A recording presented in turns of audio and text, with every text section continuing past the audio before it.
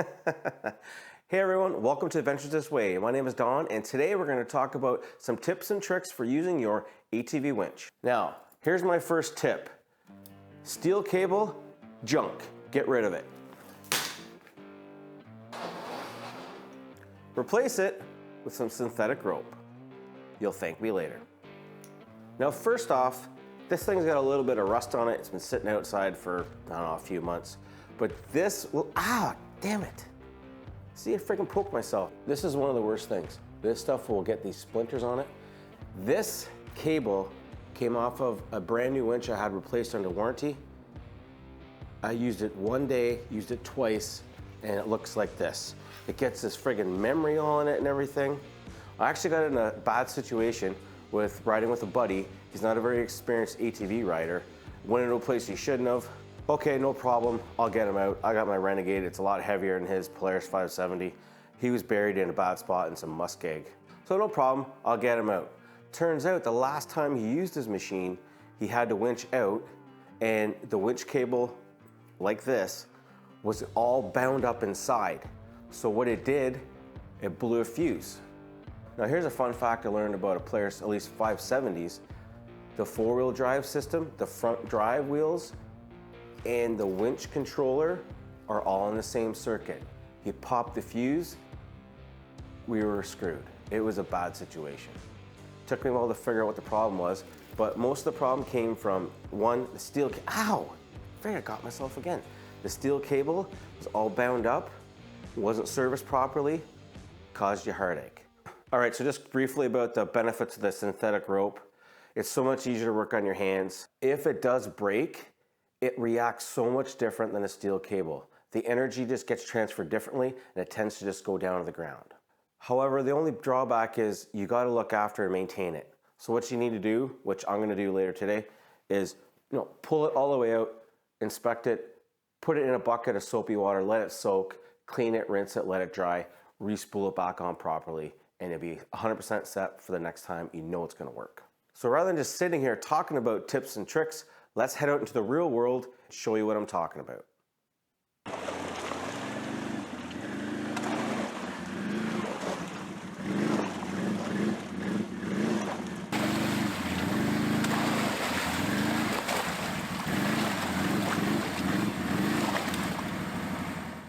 All right, so I'm out, the machine is stuck.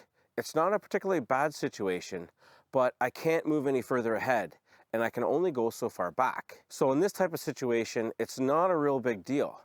What you want to do, I'm in a good position right now, like I am. My front end is up here.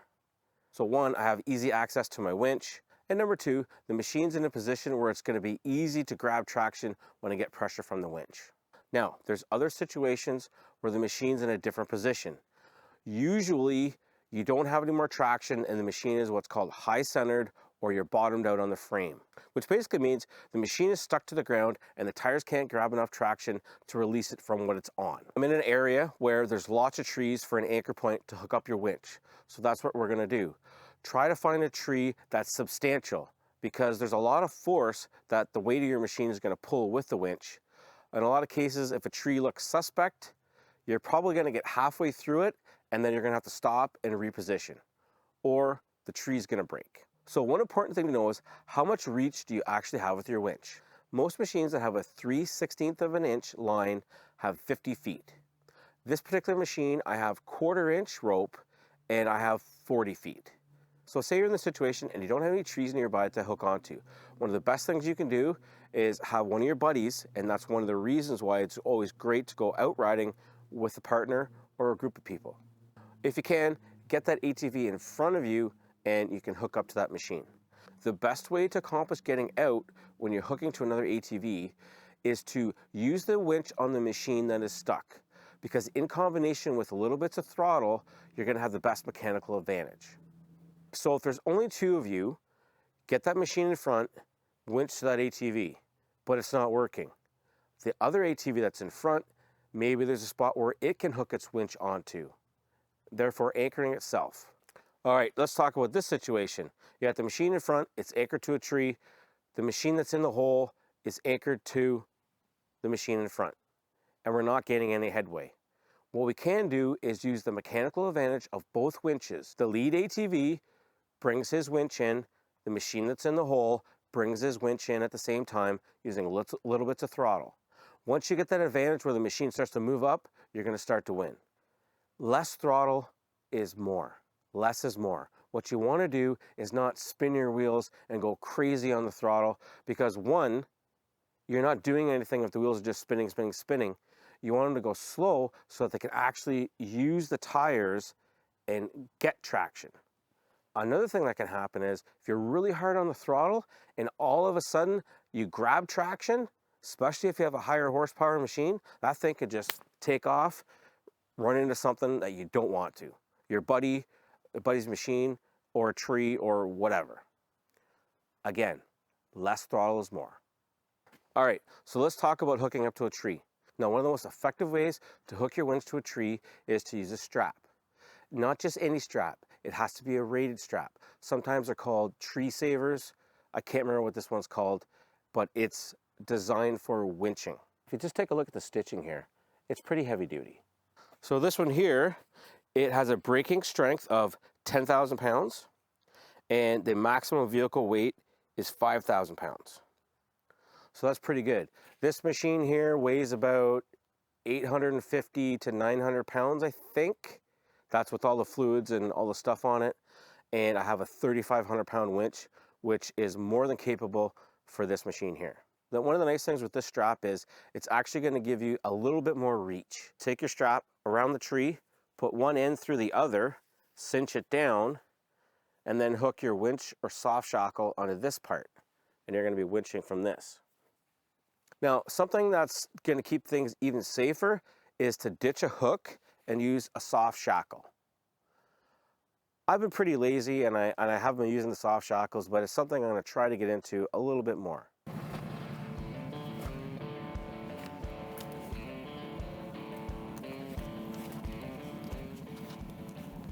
Now, something to keep in mind here is you want to winch close to the bottom of the tree, which is the strongest part.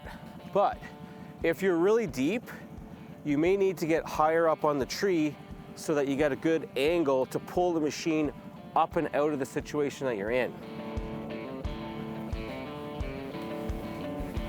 You got to remember to lock it back in. Now, when the rope is loose like this, keep some tension on it so that it doesn't get caught up on itself.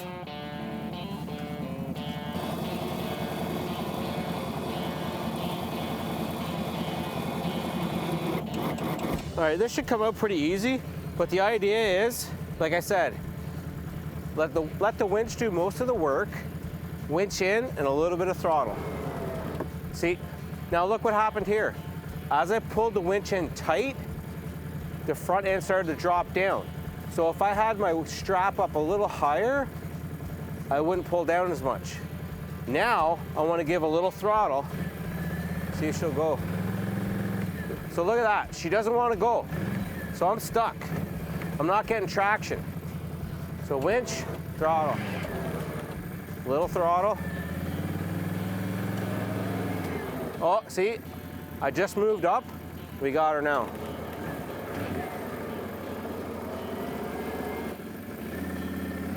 There, I'm out.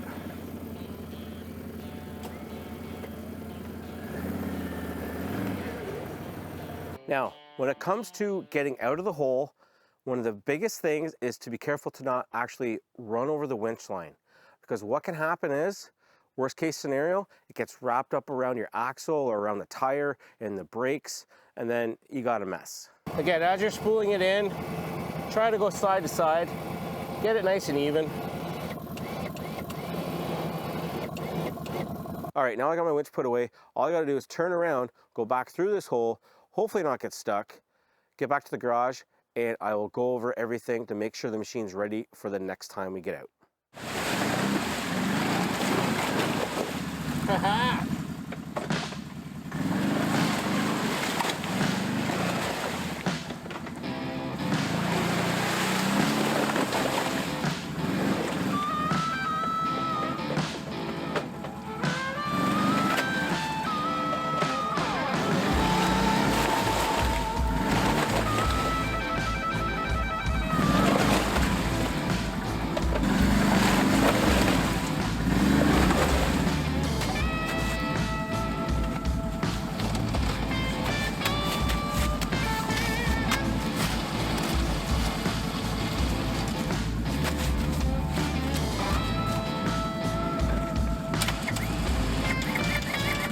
clutch and a little throttle. We should have it.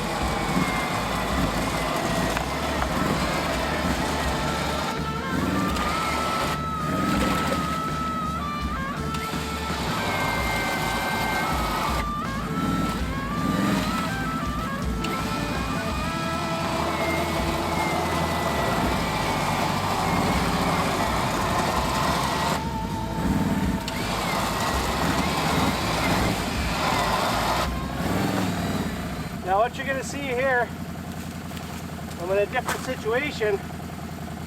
Now my machine, I'm bellied out or high centered. So my tires aren't really getting the traction. So one, I'm hitting down here, but two, I got this root here. Roots will stop you dead in your tracks. In front.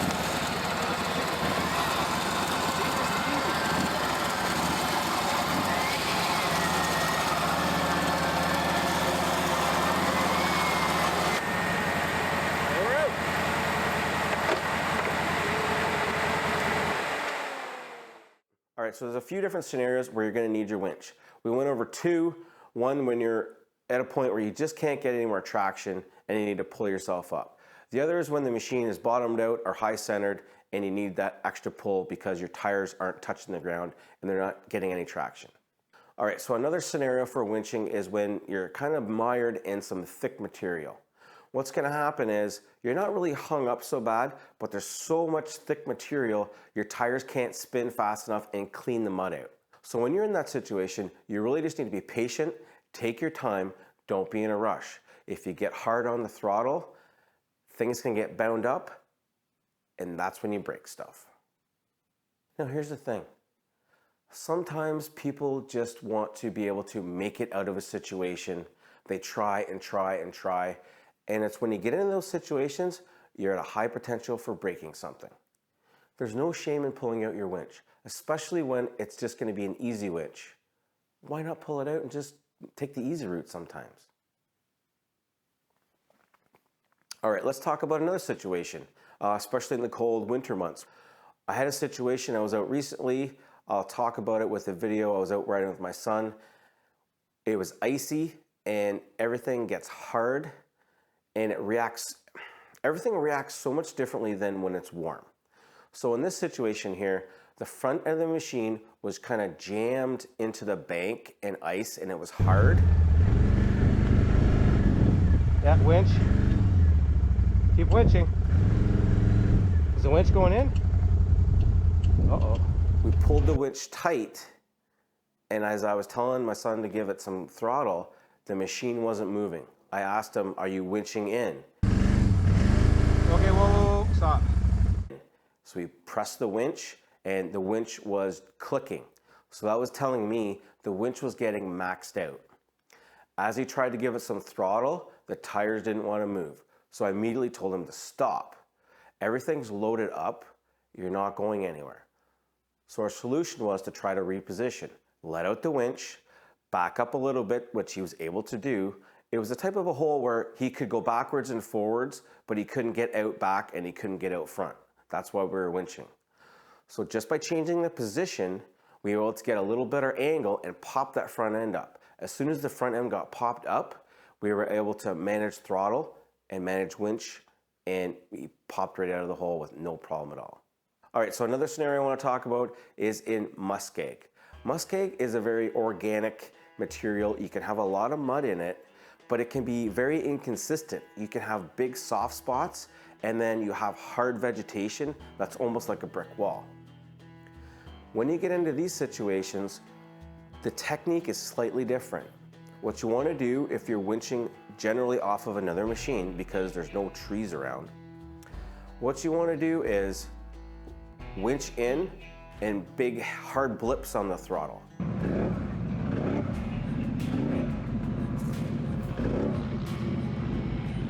Blip, blip, blip, winch. As the machine gets its way up, you're gonna have an easier time getting it up on top of the material and therefore getting out.